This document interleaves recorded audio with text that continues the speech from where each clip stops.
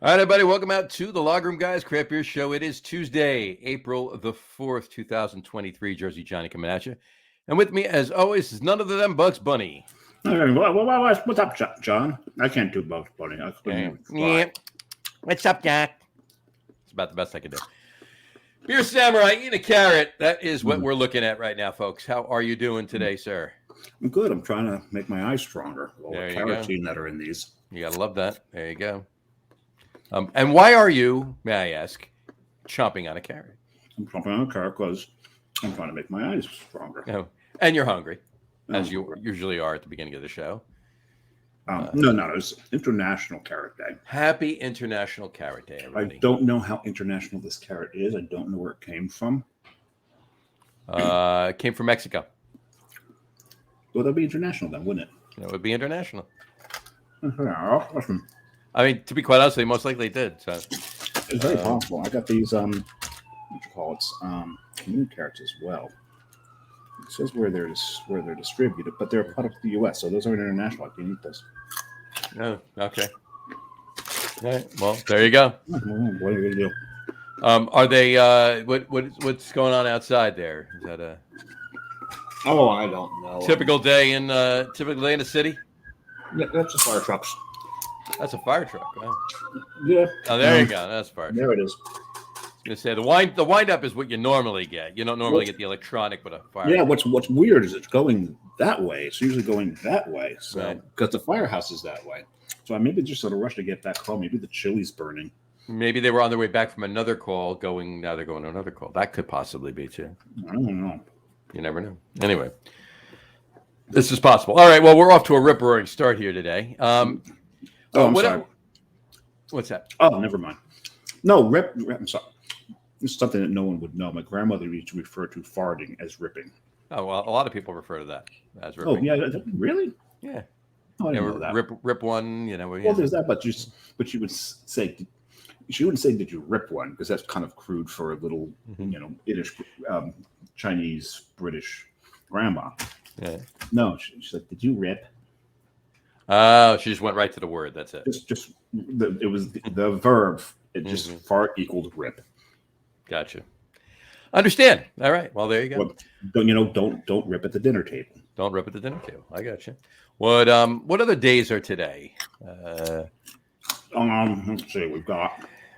Oh, it's World Rat Day. Happy World Rat Day. I don't know if you could say Happy World Rat Day. And a rat of the world. I mean, I meant like a man of the world. No, not a. It doesn't. It's not Happy Worldly Rat. It's not a worldly rat day. All right. It's not a rat. It's not a rat that's well traveled. It's not. No. A little bad with stickers from all these different countries and cities on it. Exactly. That would be a cartoon rat. Is what that would be. Jerry. Jerry, of course. I think Jerry was worldly. Jerry was very worldly, very well traveled, very intelligent too. Very, very intelligent mouse that Jerry was. Yes, he was. Then Speedy Gonzalez. Yep. Right, yeah, but he's been canceled though. What was he canceled? Date rape. Date rape? Yeah. You said date rape. Speedy Gonzalez. Mm-hmm. Huh. Yeah, because he would always like throw himself at women. So I'm not kidding.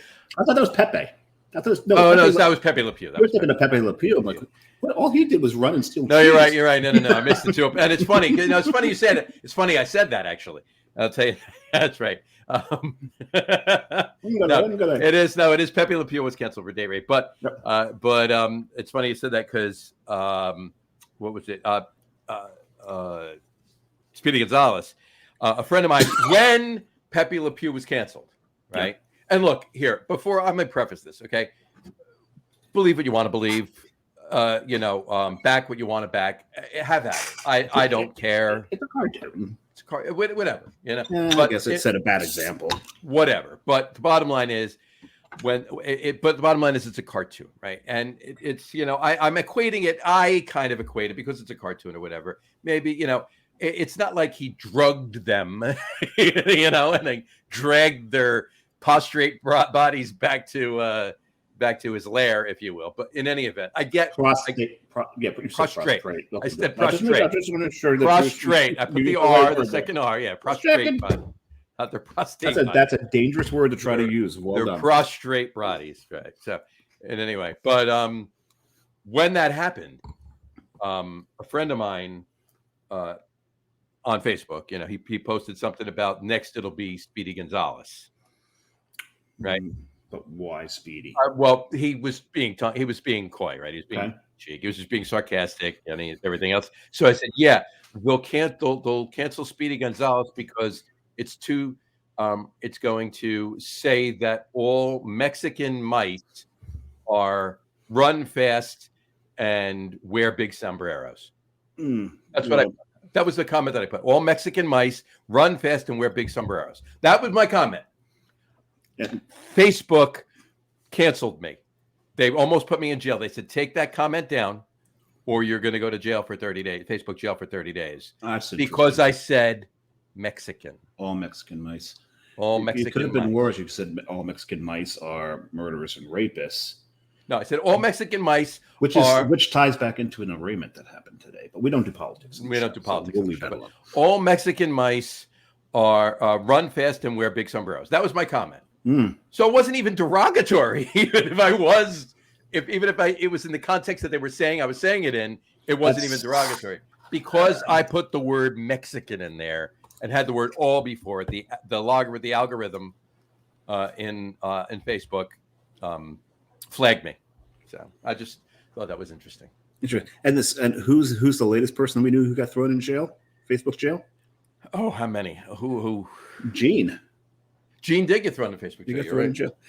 Oh, I read what he wrote. I'm like, okay, that was questionable. It's a little questionable there. He was trying to be funny, but okay, so I'm going to take a picture of my bottle here. Anyway, enough about that. Because we need a drink. Yeah, I need a drink. I'm thirsty. I had a long day. Good day, but a long day. Beautiful day. Gorgeous day. Oh, it's just amazing out there. Yeah. But I need a drink. So yeah, I'm going to open my beer. What are you having there? What did you pour? I know I poured a beer. I figured that. It's a Solera Fooder aged saison. So it's perhaps one of the. It was too long. I didn't actually put the Solera Fooder aged on there. It's just a farmhouse cellar. It's perhaps maybe one of the more pretentious saisons I've ever run across. Mm-hmm. But hey, let's see how it tastes. Did doing any of that really? I've had that one before, by the way. Oh, it's lovely. Yeah, it's very lovely. It's actually very lovely. So if anybody doesn't know what a Solera is, it's a system where they go from one barrel to the next barrel to the next barrel. I don't know if there's a minimum number of barrels. Is 2 the minimum? Is 3 the minimum? I think 2 is fine. It could be 3, but I think it's just 2 that they look for. Just 2, just multi-barrel. Solera just means more than one. I thought it meant of the sun or something like that. I really thought it was a sunroom, but Solera is a sunroom. That's a solarium. Never mind. That's a solarium. Yes. Yeah. So this is lovely. It's got really bright, summery notes to it. Very interesting. It's perfect for today. There you go. And I was a little lighter, a little more citrusy. There you go. Mine is Appalachia, 4.7 session IPA from Wicked Weed. Got a can of this. Okay. Got a can of this down in Asheville. There you go, right there. I remember you being down there. Yeah. Had I gotten a 6-pack of it, you would have gotten one, but I only got 1 can of it. That's all right. So I'll live. Cheers. Cheers. There you go. Yeah, light, good, decent, works for me. All right. Okay. Cool. Little bit of back end bitterness. Which is, I guess that's appropriate. Yeah, I mean, how old it is. It's not that old. Well, I'll be drinking an old one as my second. There you go. But in any event, yeah. It's old. It's been in there for a while. But nose is nice. Flavor's fine. The little just slight tinge extra bitterness on the back end, but I don't know if that was intentional or to dry it out. Definitely dries it out.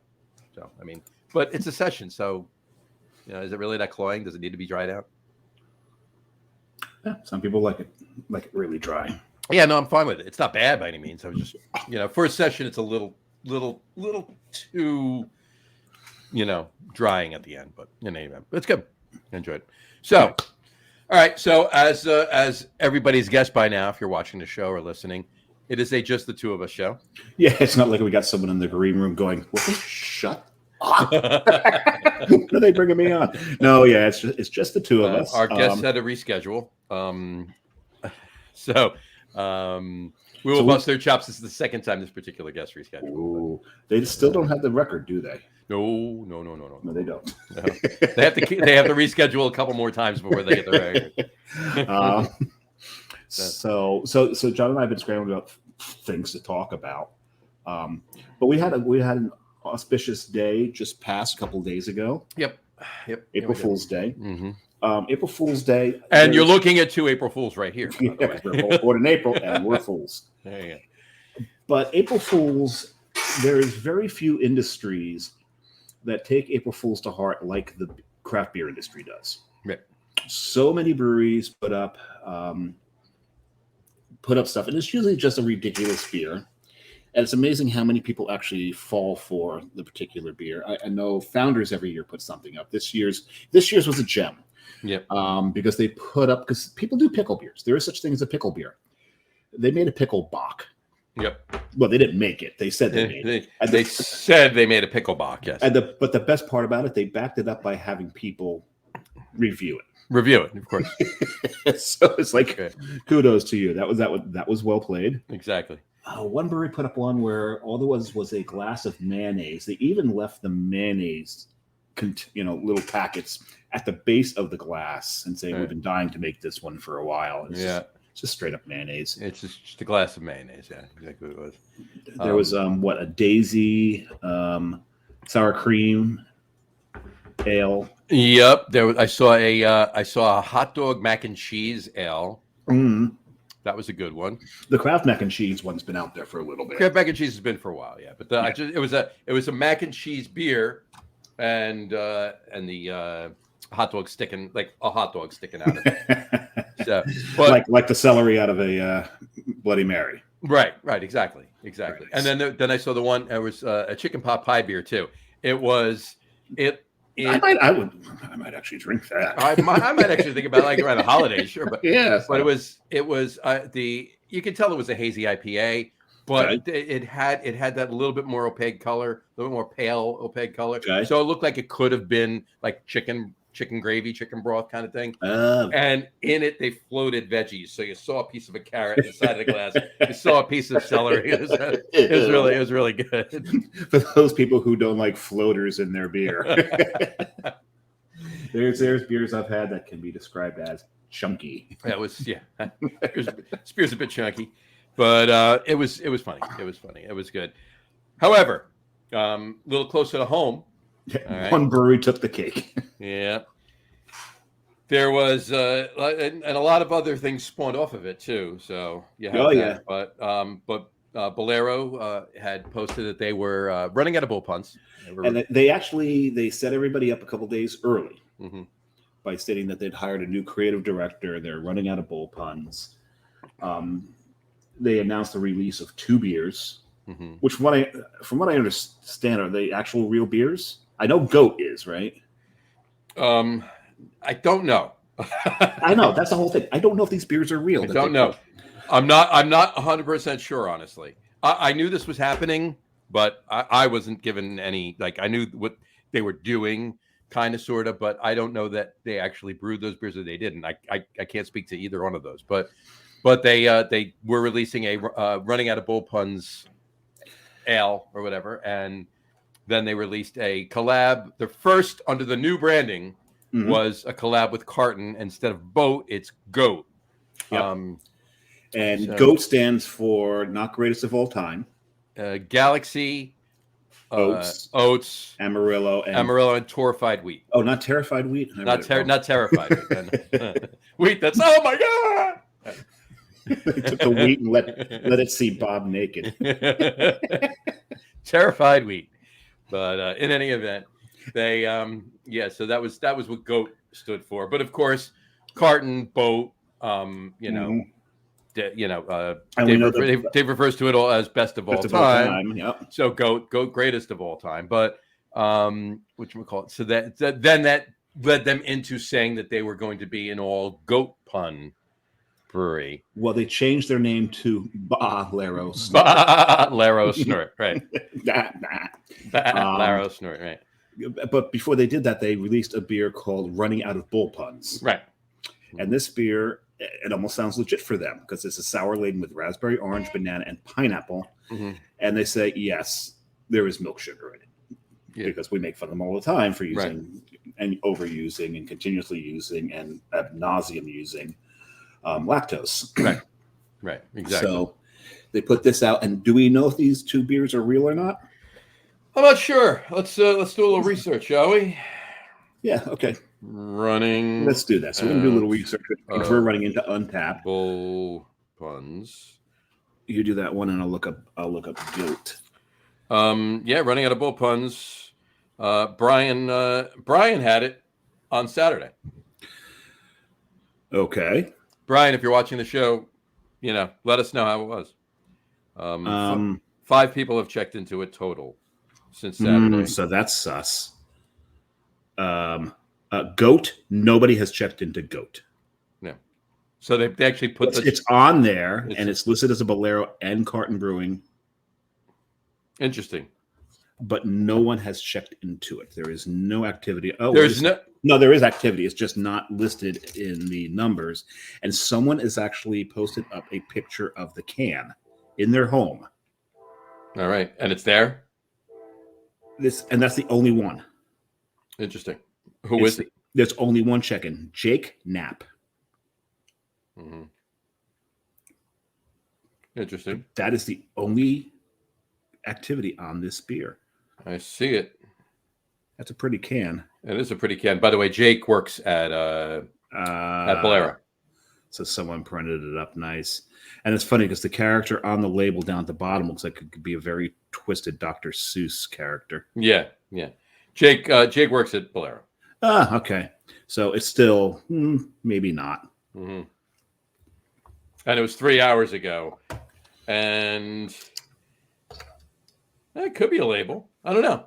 I'll find out. Well, I'll be up there tomorrow, so I'll report back to you. I'll let you know. Okay. Yeah, you got to let them about that. So a little later in the day, we put up on Coastal Brewworks, we put up a post saying that seeing as Bolero has ditched the bull puns, we are going to pick up that baton and run with it, right? With a little twist, we're going to make bull shark puns.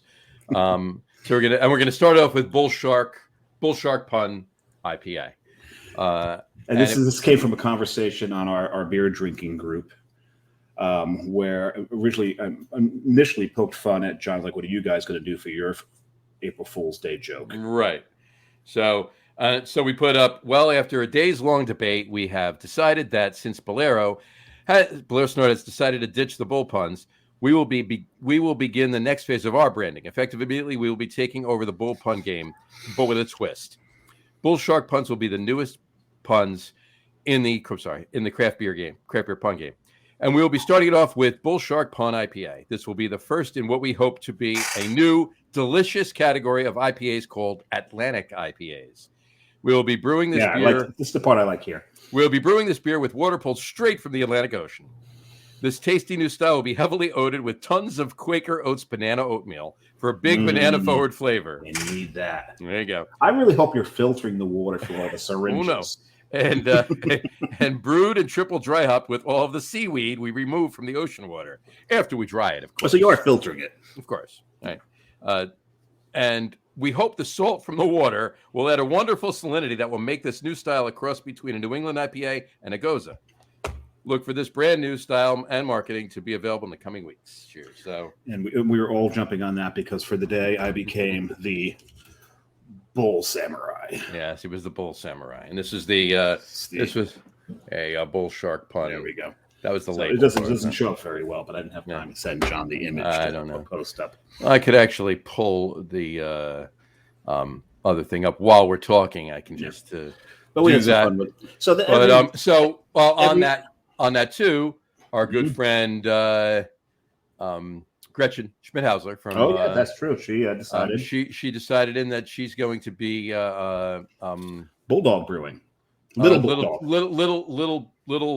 little dog shark, little no, shark, little bulldog, no, little bulldog. Little bulldog brewing. Yeah, but you. Oh yeah, little bulldog brewing, right? Yep. And then we were going to do a collab called Dog Shark. But she wasn't going to. She wasn't going to change the logo to a bulldog. She was going to leave it as the Basenji.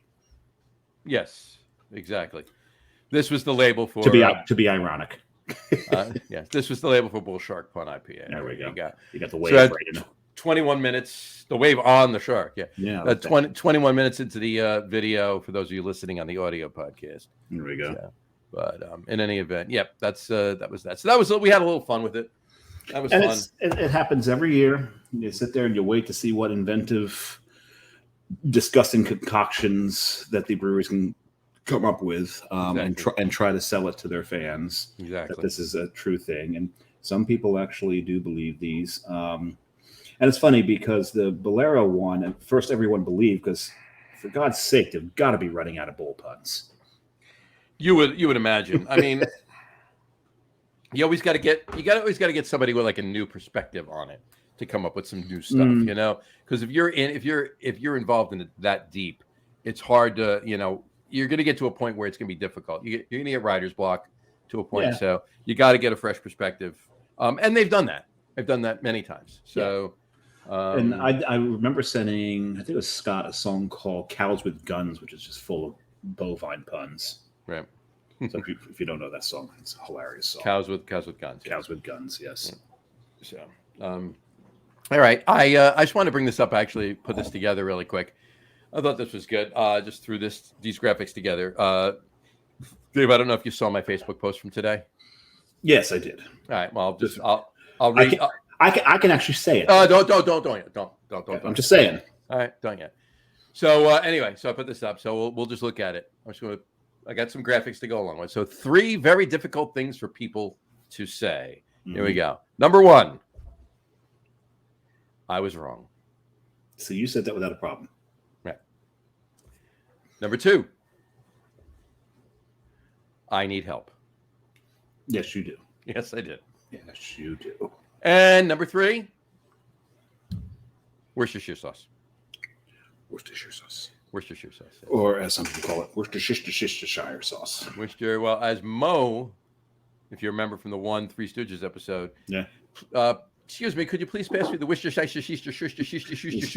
sauce? I'm sorry, I could never say Worcestershire. Yes. Lovely.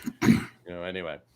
And I think Brian pointed out that Fonzie could never say he was sorry, right? Fonzie could never say he could never say it was wrong. It wasn't sorry, it was wrong. I didn't go back and forth. It was wrong. Because remember, Fonzie would go, I'm yeah, that's true. This is true. Yeah.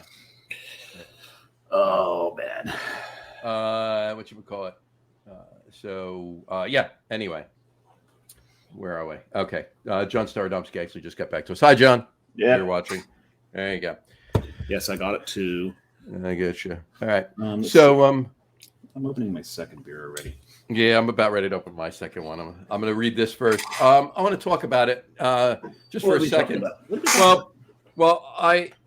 It led me into this article that I read that Jeff Allworth actually, was it Jeff Allworth? No, actually it wasn't.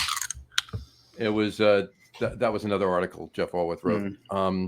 But because I was drinking the Wicked Weed, it got me thinking. Okay, Wicked Weed, AB and Bev, so forth and so on. I'm not going to read the article; it's way too long. But I'm going to paraphrase it because to quote Gene, TLDR. Too long didn't read, right? Well, I've read it a couple of times actually, but I'm not going to read it on TLDROL. Right, exactly. This was actually posted on VinePair just last week, I believe, or a couple days ago. VinePair? VinePair. Oh, okay. VinePair. What sites are you? Anyway. It's posted on VinePair. Yeah. No, it's VinePair. VinePair. Which is the sister site for Nice Apples. Right, exactly. So apparently, I'll just I'll give you the nuts and bolts of the first couple of paragraphs. But it's been a rough few weeks for brands for the Anheuser-Busch erstwhile craft brewing portfolio. The Oh, company yes, I've heard of the this. company has laid off an unknown number of workers from at least a half dozen formerly independent breweries across the country and effectively shuttered one entirely. Ooh, who did they shutter? I'm not sure. I actually was trying to read through it. That's why I read it a second time just to see if I missed it, but it didn't. It didn't say in the article. At least at least if it did, I missed it twice. So, sure. And the breweries we're talking about are, of course, just going through it. Platform Beer Company They in Ohio. really they shuttered Mhm. Platform. It's not good. Yep, Platform, they closed down Platform Beer. that really sucks. Platform made good beer. It is now past tense. Yes. Made. Yep. Yep. In late February, Trade Pub Brewbound reported some number of pink slips at Blue Point, acquired in 2014. Devil's Backbone in Virginia, acquired in 2016. Of course, Blue Point is out in Patchogue, Long Island. Yep. Golden Road Brewing, acquired in 2015 in LA. Carbach Brewing, 2016 in Houston. Wicked Weed, 2017 in Nashville. Yep. And Veza Sur in Miami launched in 2017. A week later, that would explain why in the Fort Lauderdale airport, Veza Sur is poured everywhere. It's InBev. Okay. It's InBev, yep. A week later, Good Beer Hunting noted that some number of marketing staffers who supported AB InBev's craft beer brewing portfolio from the company's New York City office have also been laid off. Yeah. So now it's no secret. It's been out there. There's another article. I was combining it with an article that I read. I believe Jeff Walworth wrote that, put up on Beervana, but whatchamacallit, it was the last time beer went bust. It's not necessarily that craft beer is going bust by any means. It's not. I personally don't think there's going to be anything like there was back in the late 90s. No. Well, go ahead, and I'll tell you what I'm thinking. No, I'll throw it out there. I'm not going to get into too much of it. I've been actually working on my own little article. I'll put it up on the website and Facebook and everywhere else as soon as I finish it. But in general, what I'm saying is that it's reached it's plateaued to a point. There's still growth potential. Depends on where you are. It depends on where you are. In certain states, it's going to keep. I agree with you to a point because it's plateaued on shelves. Right. Well, and I'm going to tell you why it's plateaued on shelves. It's plateaued on shelves because there's no more space on shelves. Okay. That's what I mean. All right. And there's no more space on shelves because, and this isn't just like a New Jersey thing. This is everywhere. Breweries 3 years ago, when the pandemic, started, everybody and their mother, every craft brewery and their mother, obviously they had more beer that they needed to package. And they brought their mothers in to help. And they brought their mothers in to help package. Right. Yeah. Right. So in any event, there were many more cans out there, and they got them into other states that they not necessarily would have ever gone into in the first place. Well, this is when we first started to see Heady Topper outside of Vermont. Mm-hmm. Exactly. So it was while it was a savior for pretty much all the breweries doing it back then, it's to the detriment of the breweries now. Yeah. Okay. And to all of them, because there's too much beer out there to be sold and not enough space for any new beer to be put on the shelves. And I can tell you that firsthand because you're trying to sell beer. I'm trying to sell beer. But the fact of the matter is now that people can get out, especially this time of year, people want to go to the breweries. They're still going to buy beer. They're still going to, that's never going to stop, right? They're still going to go to the liquor stores, beer stores, package stores, and buy beer. But they've been finally, I mean, it's been a while now. It didn't just happen, right? It's been a while now. But people went back out and they're staying out. They're enjoying out, right? Yeah. And they're going to the breweries and visiting the breweries. So that's a boon for the breweries. Mm-hmm. All right. But the package sales have slowed. All right. So there's a yin and a yang to that. And craft beer needs to find the right balance between it. It's gonna eventually the off-prem sales are gonna flesh themselves out, and the balance will be found, and everything will get back to some form of a normalcy. Yeah, and I think you're going to see some breweries start pricing themselves out of the shelving. Some already have. Some already have. I mean, Drecker was asking what for a 4-pack? There were a couple of Dreckers. $26, $28. There were a couple of Dreckers that were hitting $30. Yeah. You've priced yourself off the shelf, Mm-hmm. or out of the cooler, what the case may be. And there are some breweries, where they're even in their local market, and their pricing is ridiculous. So they'll price themselves off the shelves. Yeah, it's just silly. But I you mean, think if you I'm sorry, got, go ahead. I was just gonna say, if you have to charge that much for the now, granted, remember this too. We're talking about Drecker now. Drecker is making the beer. They're pricing it their price. It's got to ship Yep. to the shipper And the to distributor is New going to Jersey. add Then the shipping costs have to be added onto that, and then the distributor is going to add their costs onto that and sell it for that much, so they can make their 30%, and then from there the end user, if you will, the liquor store, the beer package the store. customer. Well, no, the in the chain of sales. Yes.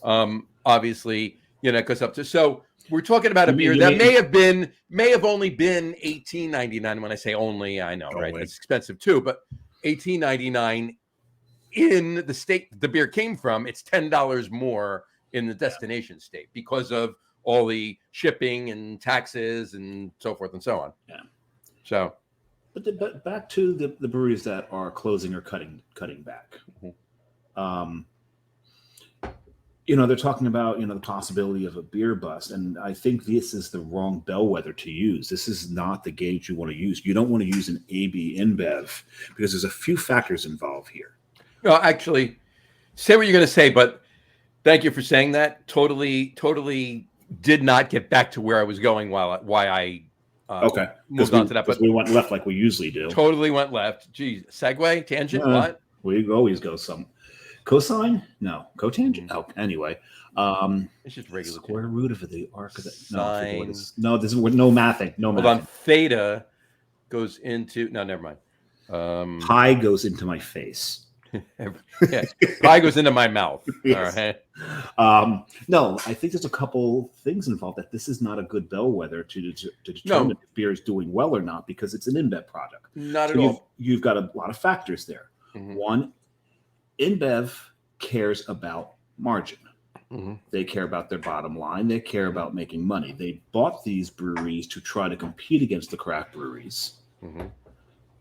And then try to make them more profitable and in line with the rest of their catalog. Right. What they did not count on is the craft beer world snapping back and saying, fine, go ahead, buy them. We're going to stop buying them. Mm-hmm. And sales for all of these places slow down. Yes, when you go to Asheville, do you go to Wicked Weed? Sure you do. Are you going to bring back... You brought back a can. I brought back rather than a 6-pack. A can. Right. That was it. And I remember I went to the Funkatorium. Mm-hmm. Had one, just to say I'd been there. Mm-hmm. Other than that, no, I'm not going to. I had got other places to spend my money. I had food and one beer in the regular Wicked Weed. Mm-hmm. Left with one can. And went to the Funkatorium and had one beer. That was it. Now, because it was on the way from one brewery to another one. Yes. Pop in, one beer. Oh, cool. And left. Yeah. Yeah, it's between Highline and Green Man. But my point is, you get a brewery that can make beer as well as Wicked Weed does, mm-hmm. and they still own themselves and not InBev. You might be sitting there all night. Sure. Absolutely. But the gloss is off the apple. No one wants, most craft beer drinkers don't want to give their money to the conglomerates. They would rather go up the road to Highwire. They'd rather go down, to Green Man or, Zoacoa or whatever, Dissolver. Right. Spend their time, spend their money there to those who are really putting so much effort into the craft. Now, nothing against the people that still work at Wicked Weed trying to make this beer. Of course. And we get that, but that's, if I've got my choice, it's not going to go to an AB InBev product. Right. So here's where I was going with that before, and totally right, exactly what you're saying, to your point. This is not, we know this is happening, and it will level out. And I said what I said before. It's not Beer Mageddon. No, but for what AB InBev's foray into this is for them. It is Beermageddon, and it's time for them to cut ties. It's time for them to cut back. Maybe not cut ties. Well, cut ties clearly with Platform, which I'm very upset about that actually, because Platform, that was great space. Had food there when I was there. Really good beer, but yeah, that's a shame. But good people there too. Really good people there. But yeah. But thanks for ruining it, Bush and Anheuser-Busch. Yeah, they're cutting back everywhere else. It's a shame. It really is a shame. Just bottom line, it's a shame. So, what's your second beer you're drinking? I know you poured it. So I pulled out something that's been sitting in my fridge for quite a while. Anybody who knows Carton knows that they have their fuckery with coffee beers, and just recently they had. When do they do that? Is it January? Yeah, January. January.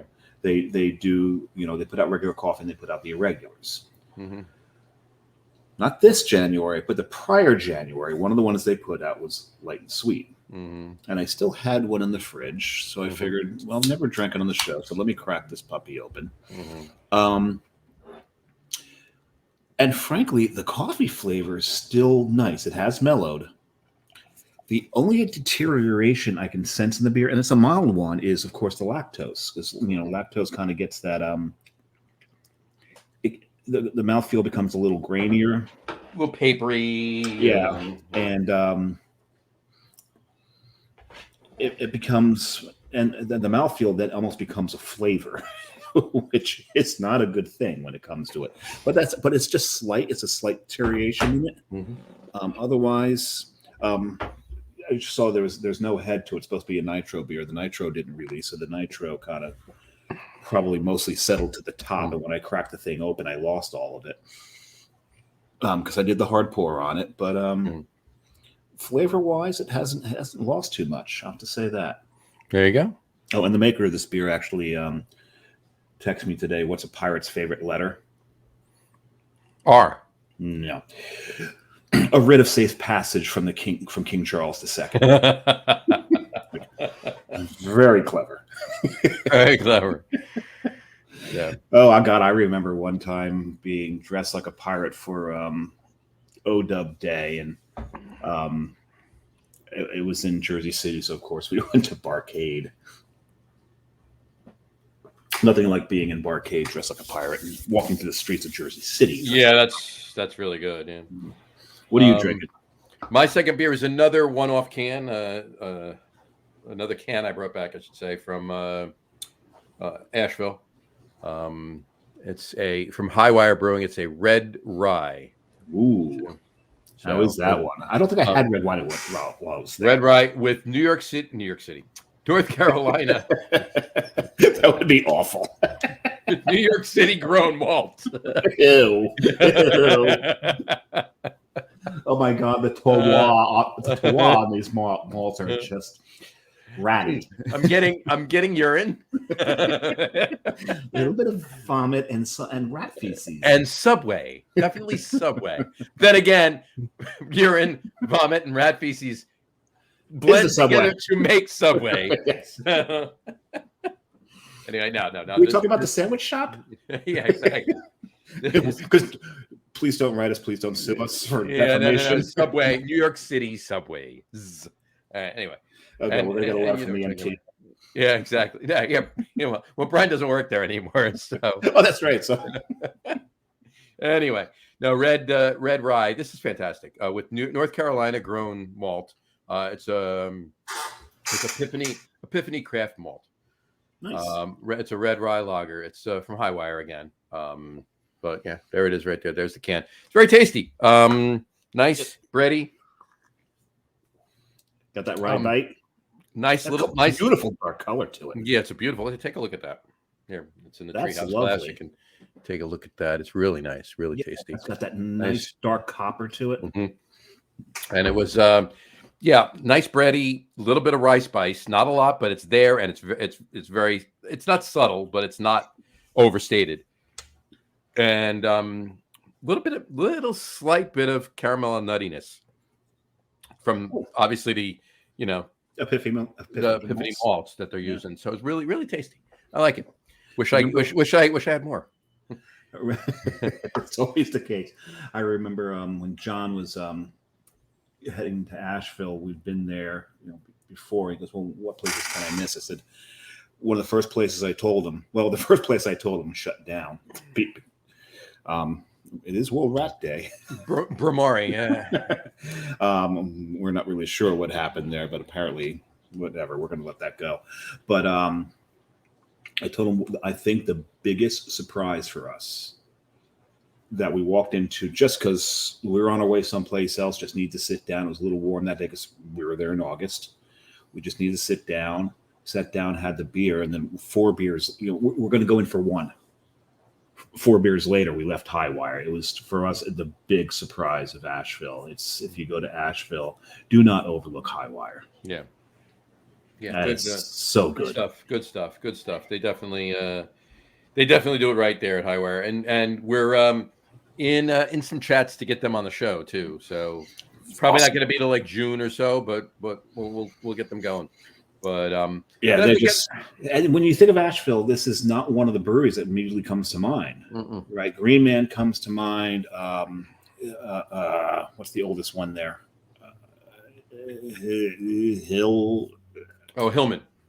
Hillman. Wicked Weed comes to mind. Sorry, Hillman. No, Highland. No, Highland. Sierra Nevada. These Dissolver and Burial. There you go. It's a pretty hat. I almost bought one of those, and I don't buy hats, but I really think they have cool hats. But the those are the ones that immediately come to mind. Hillman was good. Hillman was good too. Hillman was down in the they're right by Forestry Camp, right by the Burial Forestry Camp, yeah. which is down by the mansion, down by the Belleville mansion there. Not the Belleville mansion, the one when you guys went to the wine tasting. Yeah, Bellevue. No, it's not. Bellevue's a mental hospital. Bellevue is a mental hospital. Belleville. It's still not Belleville. No. Biltmore. There it is. Woof. Biltmore. Yeah, folks, it's just. Well, we had the right letter. We started with the right letter. But no, it's down by Biltmore. The Biltmore Estates, yeah. Which is owned by the Vanderbilts, and that's a whole other story. So that's where the Bilt comes from. Mm-hmm. And then there was more. Mm-hmm. And then there was many more. But anyway, fantastic beer. Definitely get to. You're going down to Asheville. Get to Highwire. Get everywhere. Get everywhere, but get to Highwire. There's a few I can tell you to skip, but I'm not going to. No, make your own opinions. Yep, make your own opinions. If you can't get everywhere, let us know you can't get everywhere, and we'll let you know where you need to go to these 10, right? But go from there. But we don't. But even the ones that we thought were, doesn't matter. That's us. It's still delicious beer. You got to remember, we're comparing it to holy crap. You know what I mean? So Burial and Dissolver, right? So. Which both those breweries are just ridiculous, insane stuff, stupidly good. But and take your insulin shots before you go to either one of them. Some really big, sweet, sticky adjunct stouts that just have amazing flavors to them. Mm-hmm. So good, crazy good. But everybody's palates are different. So, like I said, go everywhere. Get to as many as you can, and if you can't get everywhere, make plans to go back again. Yep. So there you go. Absolutely. There you go. Alrighty. All right. So, you mentioned before the whatchamacallit, the ODub day when you were walking around like a pirate through Jersey City. The best part about that is this couple, and they're sitting on a milk crate at the side of the road in not one of the best neighborhoods. Right. And my way I'm thinking is, I'm walking through Jersey City as a pirate. I better own this. Mm-hmm. So I got Meathead with me.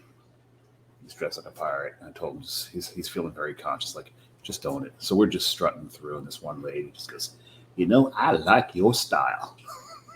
There you go. Like, And I can't say his name, can I? Well, we haven't said it before, but Augie's wearing a Pittsburgh Pirates hat.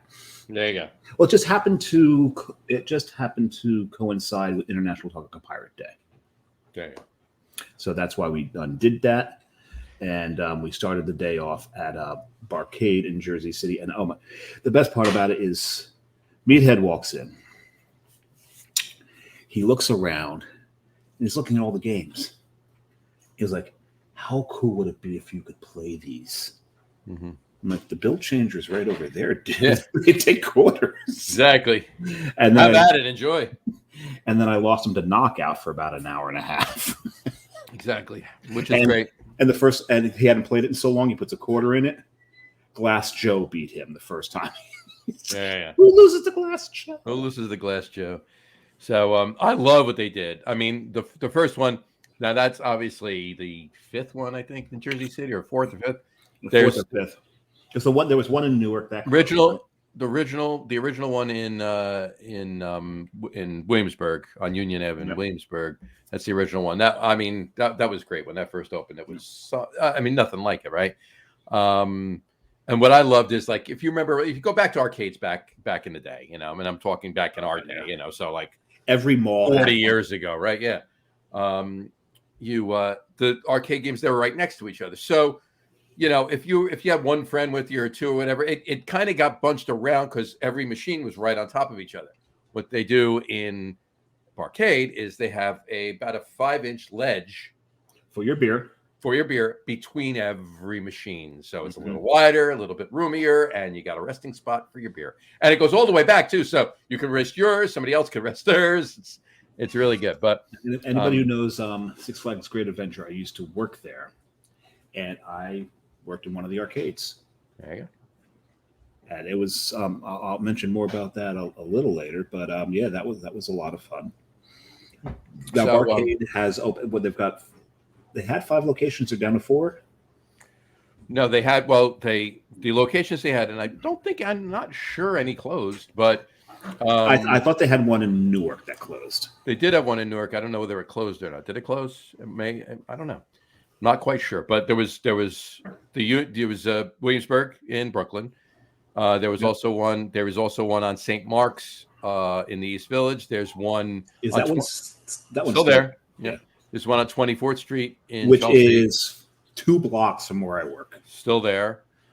There's one. They opened the one in Jersey City. Mm-hmm. They have one in Philly, down in Philly. They opened one in. The one that opened that closed was not Newark. It was Hoboken, I believe. Well, they have one in New Haven, Connecticut. Okay. And then obviously Newark. And I'm not sure. That one's the one in. Let's see. The one in Hoboken's still there. Right. Let's just see. Is that Hoboken? No, I don't think they have it in Hoboken. It's Jersey City. So that's the Jersey City one. So no, but I thought they had one in Newark that closed.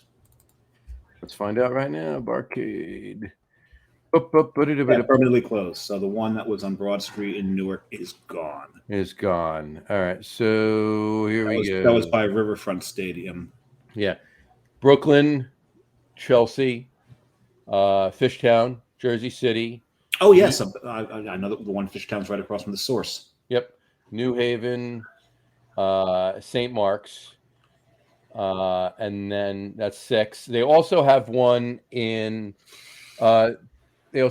Detroit. Okay. They have one in Los Angeles. The one in Detroit, the shooting games are very popular. Very, very popular. And they're opening one in Center City, Philly, coming soon. Interesting. But yes, you're right. They did close Newark. Newark is closed. Yeah, that one closed. I know there's one that closed. It was Newark. So there you go. So alcohol, arcade games, and you're talking the old school arcade games. So you've definitely got a demographic in mind, and that's us old fuckers who have the money to buy all the amazing beer they bring in. So amazing, but the games are. I mean, it's such a throwback in every single one. And the best part, how much do they cost?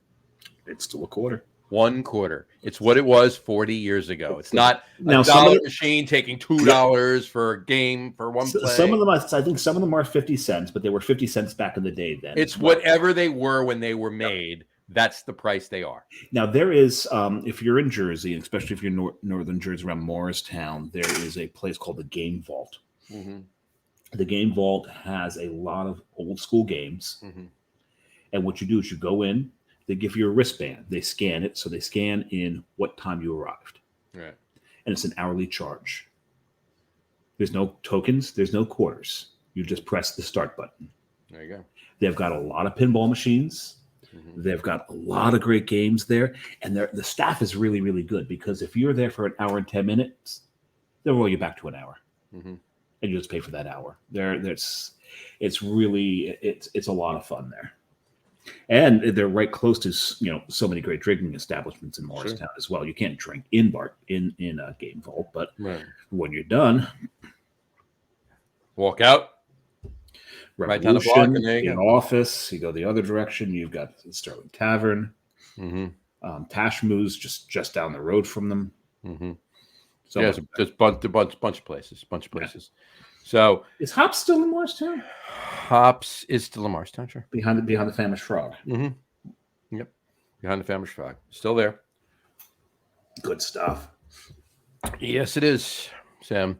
On that note, on that note, we'll explain what the little tags under our names mean. Exactly. We'll do it as we get into it. Yep. So on that note, we'll do our top 3 list tonight. What is our top 3 list tonight? Old school arcade games. Top 3 favorite old school arcade. These are the games that you would go to the boardwalk, to the mall, whatever. Mm-hmm. Put your token or your quarter in. Great Adventure, there were tokens. There were tokens on the boardwalk too, weren't they? Tokens on the boardwalk, yeah. Yeah. But in the malls, it was quarters. Mm-hmm. Not the game's quarters. It was. Yeah, you were playing quarters in the. Which I intentionally sucked at. Intentionally? Oh yeah. What's the punishment? Is I have to drink? Yeah. Okay. Quarter went that way. Oh damn! I missed again. Mm-hmm. Exactly. Oops, sorry. I'll have to drink then. Oh, that quarter went out the window. Damn it. So anyway, all right. Why don't you have at it? And for a change, it doesn't matter what order we're going in because we don't have dupes. No, we don't. For a change, John and I obviously sat at different machines. I'm going to give a shout out to Joust. Joust was so much fun. I think at one point I got up to like level 32 on it. Mm-hmm. I mean, you had to know how to take on that pterodactyl. Yeah. Do you remember how to take it? If I was standing in front of the machine, I could do it, but I can't explain it to you. It was not the ground level, but the lower middle platform. You just land and point your lance at the pterodactyl, and it would fly right into it. Flew right into it. Yep. Flew right into it. See, that's the way you took the pterodactyl out. But I think at one point, I think my record was to get to like level 32 on that. I could not do that now. I don't think I can get past 6. I just don't have those reflexes anymore. There you go. So we'll go 3, 2, 1 in these. There's a reason for all of them, of course. My number 3 is Paperboy. What I love about Paperboy is you get aggression out by just busting windows up on those houses that were not your customers. Yeah, but I still want to know how to ride a bike sideways. Sweep to go around it. I actually at one point got so good at Paperboy that by level 3, I had gained almost the whole block as customers. Because remember, if you were perfect, you gained a customer. Right. If you missed or broke something on a house that was a customer, you lost that the customer. Right. So the Paperboy is number 3. Mm-hmm. Number 2, and this goes back to my times of Great Adventure, and this was Dragon Slayer. Mm-hmm.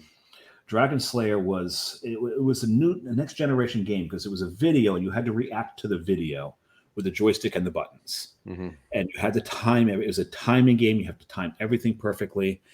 And the one thing about being in an arcade, if you had a popular game, How did you say that you were the next one to play? Oh, You how remember? did you? No, I don't. How was it? You put your quarter up. Oh yeah. Oh, I thought you meant. I thought you meant on that machine. Oh yeah. No, Your quarter was the next one. Yeah, of course. yeah, You still do that. You go to a bar and there's a pool table and now you put your quarter on it. You got the yep. next game. It's still the same thing. There was always, because where that banner was, which was that plastic that had the logo and all that, and was lit behind it. There was always that ledge there, that lip. And that's where your quarter went. I'm going to correct you because I always made this mistake too. Because I always said Dragon Slayer. Oh, right. Dragon's Lair. Dragon's Lair. You are correct. It is Dragon's Lair. Right. So Dragon's Lair, because I worked in the arcade, I could watch people play it. Yeah. So I could see what all the levels look like. I didn't know how they would or wouldn't beat it, but I could see what they look like, so I was prepared for it. So my friend Tommy and I, we people thought we looked a lot alike, but on our off time, we'd go in. And you'd always have your regulars in the arcade that had, season passes or whatever. And it was interesting because we'd go in, we'd put our tokens up as next. People turn around and see who was online. They'd take their tokens down because they wanted to learn how to beat the game. Right. And they had seen both Tommy and I beat that game. I think I must have beat it at least a dozen times. There you go. So Dragon's Lair. I remember when that came out, and like I said before, I did that all the time. Even back then, I called it Let's go play Dragon Slayer. Yeah, Dragon Slayer. I mean, it is right. Dragon Slayer, Dragon's Lair. It's like it depends on how you. But yeah, I did the same thing. But anyway, I remember when that came out. I used to go to up in Passaic County, up in Wayne, the Willowbrook Mall was Fun and Games was the arcade up there. I remember that. And went there. It was one of the ones that was actually outside the mall. It was outside. You could walk in from outside the mall. Yep. And I went. My cousin and I went the day it came. It arrived there on a Friday. We were there that night. So the day I can't speak to whether it was released that day. I don't know. It could have been out a week. I don't know. But whatever, the day that arcade first got it, I played it that night. So, but in any event, yeah, that was a cool game. Anyway, continue. That was so much fun. And now my number one is, if you look below my name there, it says "Run, coward," and that is a line from Sinistar. Sinistar was not the most popular game. You rarely ever had to put your quarter up to get next on the game. And it was one of those games that I could just so disappear into the screen and just play it and not really. There was a strategy to it, but it didn't really take. It wasn't like some of the games where you really had to pay attention to so many things, like Defender. You had that little screen below. You had all these things going on, and Defender was just such a difficult game. I enjoyed playing it, but it was so frustrating. Oh, which reminds me of the hardest game I think ever produced for an arcade cabinet, which was one of the very, very early games. It's called Lunar Lander. You had to have all your angles proper. You had to have your speed. They had set it up so that you had to land a lunar module on the moon, and they actually made it so damn realistic that there was no way anybody could ever land a module on the moon. Yeah. It's just and it really gave you an appreciation for how difficult it was for NASA to put a man on the moon. And we're going back to the moon. We're going back, yeah. Next year, the year after, yeah. By 2025. Yep, the Artemis project. Yeah. Well, they're gonna go. They're going next year, and by the year after, they're doing a couple unmans, and then they're gonna put people back on the moon. And then they're going to do one that's going to go. It's not going to orbit them, which is going to go up to the moon, around the moon, and come back. Yeah. And then the 2025. I guess I think they're going to have them land on the moon again. Back to the moon. Yeah. About time. There you go. All right, John, cool. You're three. All right. My three. I want to start out by saying that I could sit here and give you a laundry list of honorable mentions. Oh my God! I could. And we'll talk about. Well, I'm not going to do that. We'll just throw names out there of games each after I give my three. Right. But I will give a shout. I want to give a shout out. Dave gave a shout out to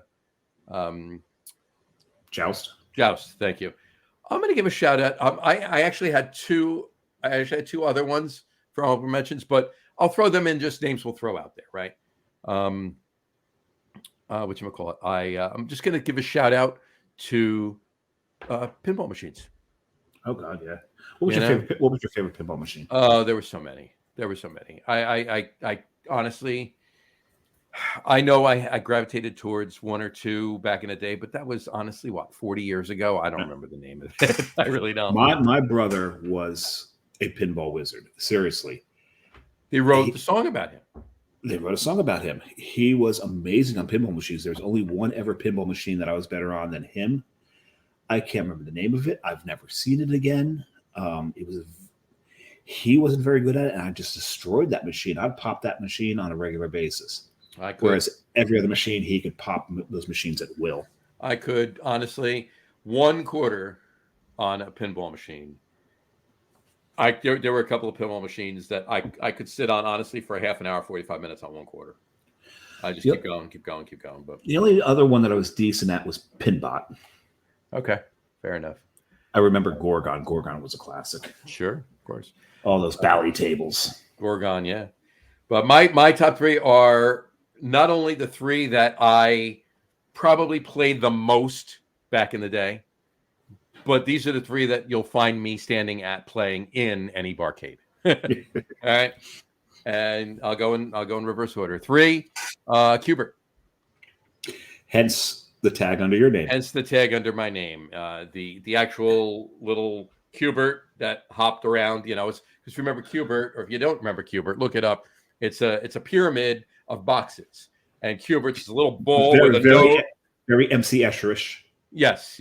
So Cubert's this little. It's a head with a big snout, nose, 2 eyes, and feet. That's it. Look like something out of Star Wars. Yeah, and he just jumps from box to box, avoiding all the things. But you've got to light up every single. You've got to hit every box and then clear that board, right? So, and whenever he didn't, when he got hit, when he didn't, if he fell off, he would put those. That's a curse. That's a curse, right? It's a curse, right? So, anyway, so those people who are just listening, it's the @ symbol, what we used to call the pound sign, which is now the hashtag. Hashtag, right? Ampersand, $! Exclamation mark. There you go. So, and apparently the censors are here to get you, John. They're back, yeah, because I didn't get permission to use that. Right? Anyway, but in any event, I move on. That's my number 2. Number 3. Number 3. Number 2, Pac-Man. Pac-Man's a classic. Another one where you've got to clear the board while things are trying to stop you from clearing the board. Right. There's all little dots. You got to clear all the little dots, and there are 4 power-ups. Where you can eat the ghosts. Remember the name of the ghosts? I remember the name of the ghost. Inky. Right. Blinky. Yeah. Pinky. And Clyde. I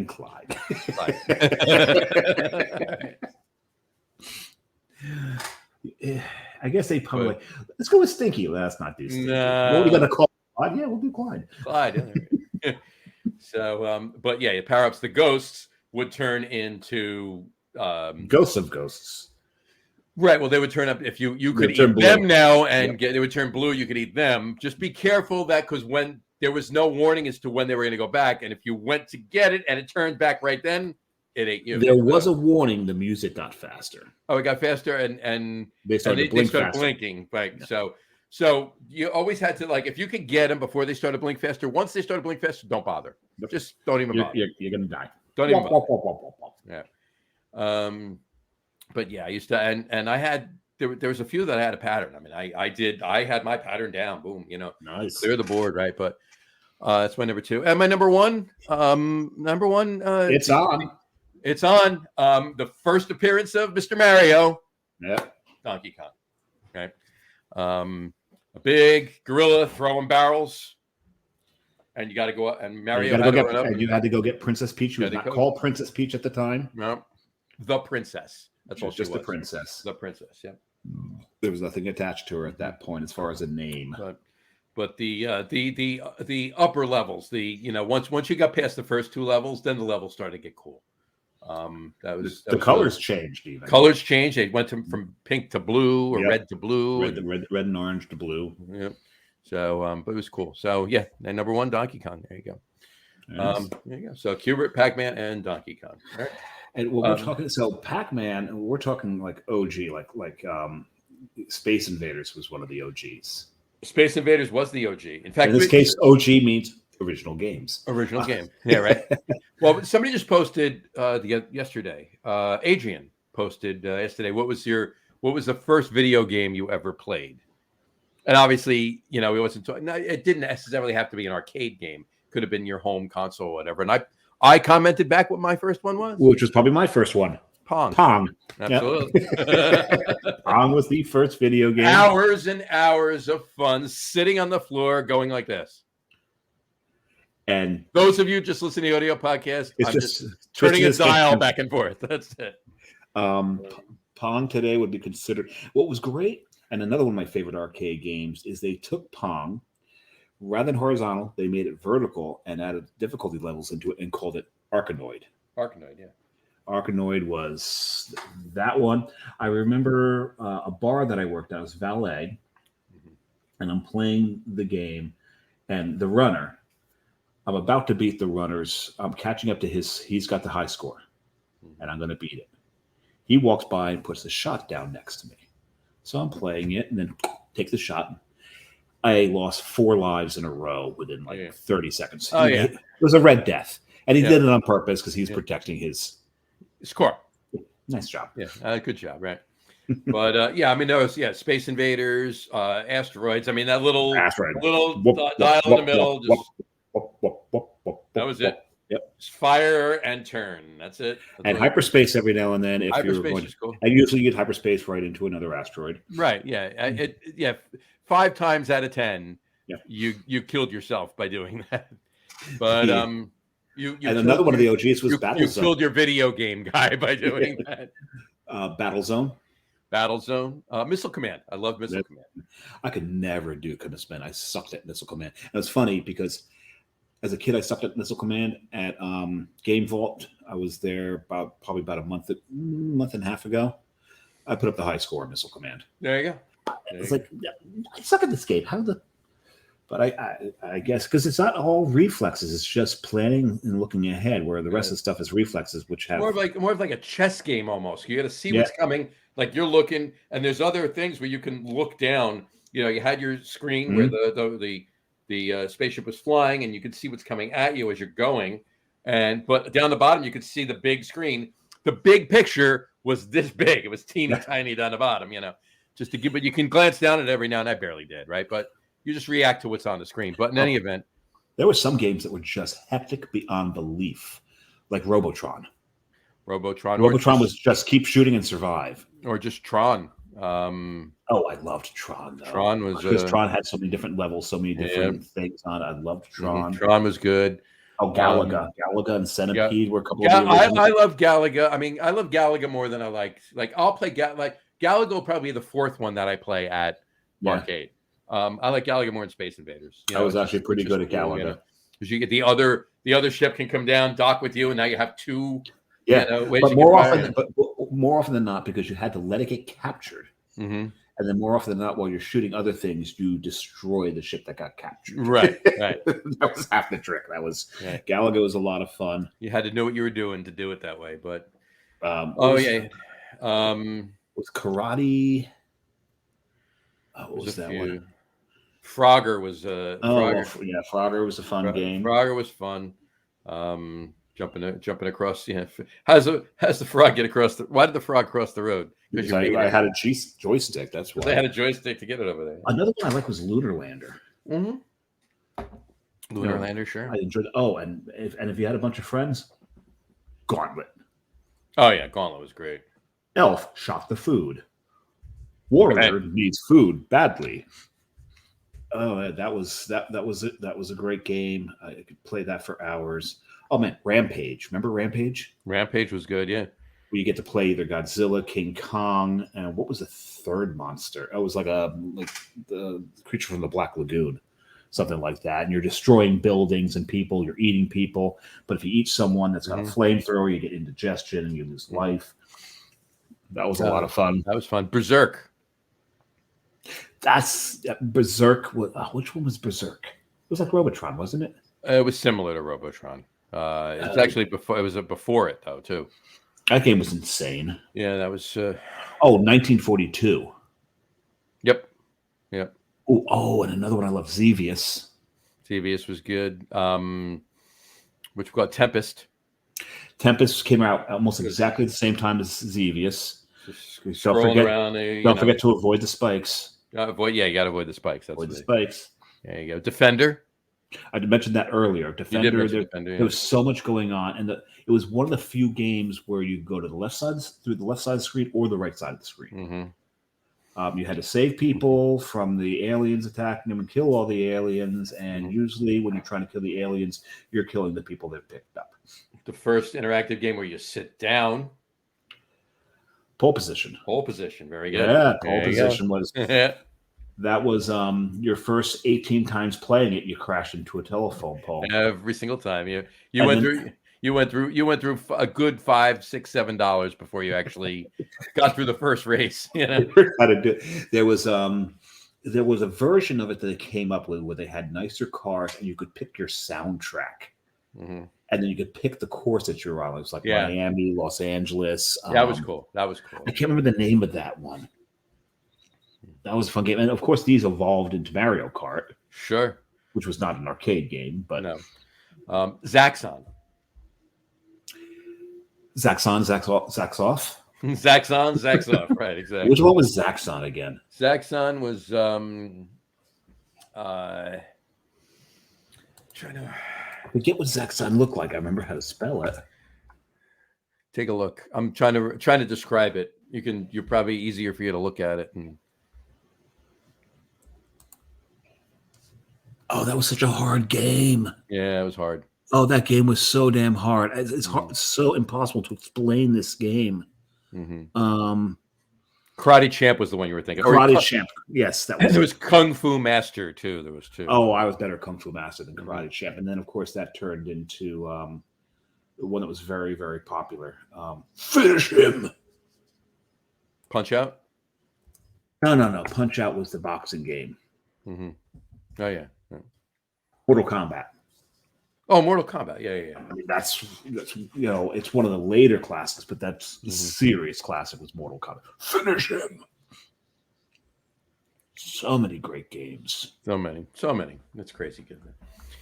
Anyway, there were some that I hated. I couldn't stand Marble Madness. That was impossible. No. Crystal Castle. Was another one that was just like, please stop. And then they got into these arcade games where they took celebrities or stuff like that and turned games into, like, Journey had a video game. Right. They did. Right. And then even pinball machines. Kiss had a pinball machine. Well, I was thinking about this too when you said the pinball machines. I was thinking about this. Do you remember? All right. Let me ask you this. We actually talked about this on the sports podcast. I'll ask you this. I might have asked you this before. What was your favorite Rocky film? First one. Number one, right? Yeah, number one. Yeah, number one. Number one was the first Rocky was my favorite as well. But all right, of the others, what was your second favorite? Is 3 the one with what he hits, he destroys? That's 4. That's 4. That is 4. That's 4. Yeah, that's as is mine. 3 is a close second to my second. So, whatchamacallit, but 3 was with Mr. T. 3 was with Clever Lang. Yeah, Clever Lang. In the beginning of that movie, now Rocky obviously he lost to Apollo Creed in the first one. Then he beat Apollo Creed in the second one. There won't be a rematch. Yeah. Well, that was the first one. Yeah, that was the first one. Yeah. So and there was a rematch. And there was a rematch, right? And now Apollo Creed is on Mandalorian. Right. So he was also in Happy Gilmore, but that's besides the point. Right. But in any event, no, in the beginning of Rocky 3, he's the intro of the whole thing is it's the end of the fight from the two, right? Every fight, every Rocky has this is with what's his name? The blonde guy. What are you talking about? The bad guy in it, the guy he fights is the blonde guy, right? Oh, Dolph Lundgren. No, that's Rocky Four. That's Rocky Four. No, he fights Mr. T, the bad guy. Oh, in 3. Then it's number 3. 2 though. He fights the blonde guy. Never mind. No, number 2 he fights Apollo Creed again. What's up with the blonde? That's 5. That's 5. 5. Yeah. Jesus. That was it was more on that in a minute, but in any event, I'm getting somewhere. So the beginning of the montage, how does this relate to arcade games? I'm getting there. The montage, the beginning montage after he obviously wins, beats Apollo Creed, because every Rocky, the beginning of every Rocky is the last 5 minutes of the first Rocky, the prior Rocky, right? So, but anyway, so after that happens, it's the montage of him winning all these other fights, right? He wins these like 10 other fights and everything else. He's the champ for years and everything else. And then once the montage is over, it's Paulie. Paulie is drinking and he's hammered and he's stumbling from bar to bar and he walks into an arcade and he's drunk, walks up into an arcade and he looks at this pinball machine and it's a Rocky pinball machine. So, and at this point, Paulie is really bitter because Rocky's become so big and Paulie's still nothing. Paulie's still Paulie, right? He's still Paulie. So he takes his bottle of his pint of scotch that he's keeping in his jacket, and he throws it through the thing and breaks the pinball machine. And now, obviously, he gets arrested. Rocky has to come bail him out. Blah blah blah blah blah. And that's the beginning movie. But I was thinking about the Rocky pinball machine when you said Journey had a pinball machine. Well, there was a Rocky pinball machine. No, they had an arcade machine, not a pinball machine. No, arcade machine. Yeah. Kids had the pinball machine. Kids had the pinball machine. So. And it was the cover from the album that came with a D. Destroyer. Okay. So I had to go to a third beer. I had to go to a Wookiee beer. Oh, yeah, you have a Wookiee beer? You know what's in here. I know what's in there. You can see what's in there. It's a goat, right? It's the best. It's not the greatest of all time. It's the best of all time. Gotcha. Actually, it's the bestest of all time. Bestest of all time. There you go. Well, there's the best of all time, the greatest of all time, and then the bestest of all time. The bestest of all time. Mm-hmm. Some of the other games. There were so many great games back then. And the thing is, they were all different types of games. You had like 1942 was you're in the middle and everything's surrounding you, but you stay in the middle. Everything. Sinistar was the same way. Right. Everything moved around you. There was the left to right games. There was a lot of them were shooters. Some of them were go and kill things. Lunar Lander was a left to right game. Right. Like I said, Defender was the only left to right, right to left. You can go off the screen in any direction. Go off the screen in any direction, yeah. That I remember. I don't know that there was any others that did that. Journey was a left to right game. Right. Dig Dug. Oh my god, I forgot about Dig Dug. I was actually decent Dig Dug. And there was another game that was very, very similar to Dig Dug. And I forget what they called it. I forget. But it's pretty much the same exact game with a different game. There was what's the sequel games? Yes. Right. There was Pac-Man. There was Mr. Pac-Man. Yep. Donkey Kong was Donkey Kong Jr. Asteroids had Asteroids, and there was the year after it. Something like that. Yeah. And the thing is, a lot of people sitting there going, "You're doing a beer podcast, and you're missing one of the video games." Tapper. There was a beer themed video game. Mm-hmm. And then you just said, what was the? Then they started getting the ones that had the guns. Mm-hmm. Right, there's like a shootout at the OK Corral game or something like that. Yep. Then it turned into like zombie shooters. And then my friend Bill and I were playing that at Game Vault. It was called Area 51. Okay. Something like that. They weren't zombies; they were aliens. Right. So it was called Area 51. Right. Spy Hunter. You were doing well when you reached the sax solo. No, that's the beginning of it. Yeah, that's the beginning of it. When you get that, and it just goes into the sax solo. That means you're doing pretty well, and shit's about to get real. What is that music from?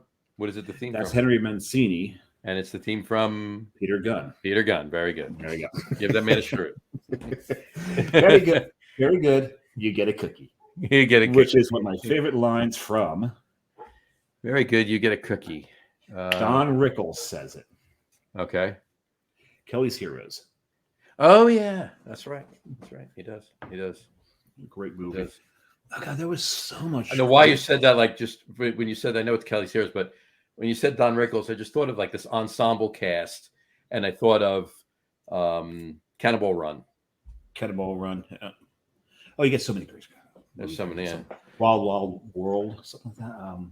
No, what was that? Where they were all on a. It was like a treasure hunt. Oh, it's a Mad World. Mad World. That's it. Mm-hmm. That was it. He's not in that one. The old man kicked the bucket. He literally kicked. He literally kicked. And who was the old man that kicked the bucket? I don't remember. Jimmy Durante. Yeah. So much. But we were talking about video games, like you said. We were talking about. We went from beer to video games to movies. 1950s ensemble cast comedies. Yes. Kelly's Hero wasn't technically supposed to be a comedy. Mm-hmm. And it wasn't from the 50s, actually. It was from the 70s. I was talking about Mad World. Oh, yeah, that's definitely the 50s. Kelly's Hero, because you've got Clint Eastwood. Actually, I think it was from the 60s. I think it was from the 60s. Because it was, if you remember, Mad World was in color. I don't think they didn't make anything in color in the 50s. It was the 60s. I think Kelly's Heroes was 70s, because it was Telly Savalas, Clint Eastwood, and Donald Sutherland. Yep. And there are 3 soldiers in World War II, but Clint Eastwood pretty much plays Clint Eastwood. Donald Sutherland plays Donald Sutherland, and Telly Savalas plays Telly Savalas. In the fact of their most famous roles, Telly Savalas is very much kind of Kojak in this, but he's not solving crimes. You've got Clint Eastwood is very much either Dirty Harry or the wild, the spaghetti western roles that he played. Sure. And Donald Sutherland's a complete other pothead burnout. He was famous for the line. That's my doggy impression. There you go. Kelly's Heroes from 1970. Yeah, so it was the 70s, but just right there. And Mad World is 1963. There we go. Very close to the 50s. But not only had Don Rickles, but you had Carol Burnett? No, not Carol Burnett. O'Connor? Carol O'Connor. He's the general. So, I know you also had Gavin McLeod in that. Sure. Captain Steubing. Captain Steubing from the Love Boat. Captain Always the negative waves, Moriarty. Always with the negative waves. Yeah. One of my... I'll say this and we'll wrap up the 50-year-old TV movie talk. Excuse me. I love when, especially it's usually in a sitcom, right? But I love when a character in a sitcom, right, or an actor that's a character in a sitcom refers to, or somebody in that scene refers to a former sitcom or former show that they were in. Like, I love this stuff. Yeah, I love it when they like that. When they throw those little Easter eggs, right? Those little things, right? And the thing is, people think that it's just Marvel has done that. No, they've been doing this for a long time. Long time. Cannonball Run did it. Yep. So now one thing, like we make no bones about the fact that we both like the show Gilmore Girls, right? Yes. All right. And one of the best Easter eggs in Gilmore Girls was when Carole King is a character on. She's an actress that plays a character in Gilmore Girls. She owns a music shop, and they walk into a couple characters in the show walk into her music shop. And Pleasant Valley Sunday from the Monkees is playing in the background. Because who wrote it? She wrote that song for the Monkees. Yes. There you go. And you've got Cannonball Run. I think it was Cannonball Run 2. Where Burt Reynolds and Dom DeLuise are in the helicopter. Yep. And they're trying to think of a new gimmick for this Cannonball Run. And Dom DeLuise goes, I've got it. Black Trans Am, Golden Eagle. Nah, it's I been feel done. it's been done. It's been done. Another great one is where they took from one TV show to the other TV show, where you've got the opening to A-Team, where Face is standing there. He's in Universal Studios, and a Cylon walks by. Yeah. Can't figure out why that looks familiar. Familiar, yeah. Because it's Dirk Benedict who played Starbuck in the first iteration of Battlestar Galactica. Exactly. So I love all of these. Love that. They did it in Ghost Rider. Yep. In Ghost Rider, because Paul Newman's Ghost Rider, Nick Cage lays down the chopper with the American flag gas tank. He lays it down at the crossroads, and Paul Newman plays that's Paul Newman, right? Plays the devil. And he looks at the bike and goes, nice bike. Because it's a replica of the one that he rode in Easy Rider. Yep.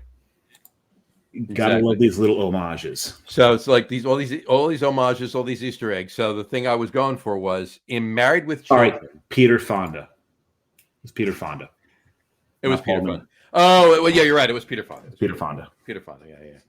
So what you call it? So in Married with Children, what's his name? Ted. Who's the actor? Ted McGinley. I have no idea who you're talking about. Ted. It's Ted, right?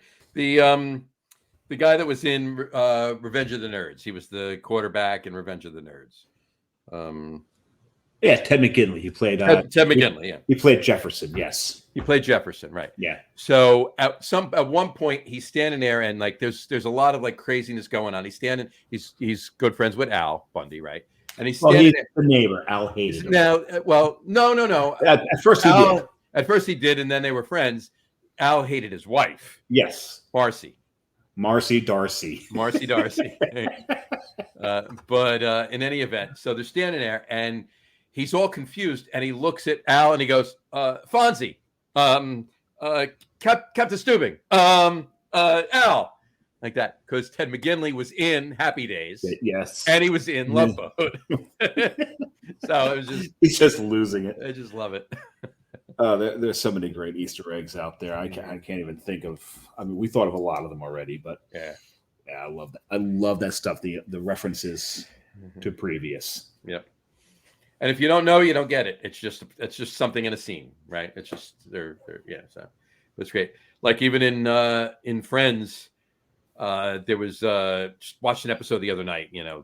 On and before going to bed or whatever, and there was a scene where Elliot Gould plays Monica and Ross's Geller's father, right? Yeah. So he says something about when Monica was dating Tom Selleck, right?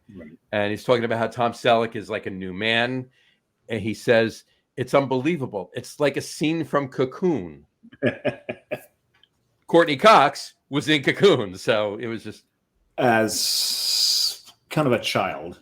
She was very young. No, she was probably in her early 20s. She was probably in her,